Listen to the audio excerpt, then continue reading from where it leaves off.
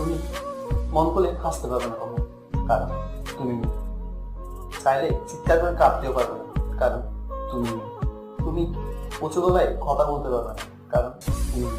তোমাকে সবসময় বুঝে শুনে পা দিতে হবে, কারণ তুমি মেয়ে।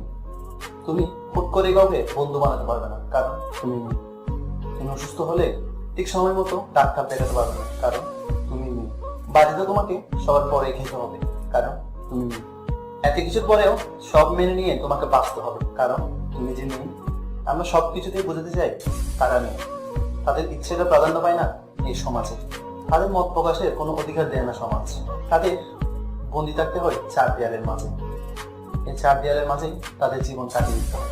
নিজের মতো করে বাঁচার কোনো অধিকার নেই তাদের। অন্যকে সন্তুষ্টে রাখতে তাদের জন্ম হয় এই ধরনের। হীনমন্যের এই সমাজ তার অধিকার তাকে দেয় না। বাঁচার মতো বাঁচতে পারে না কোনো নারী।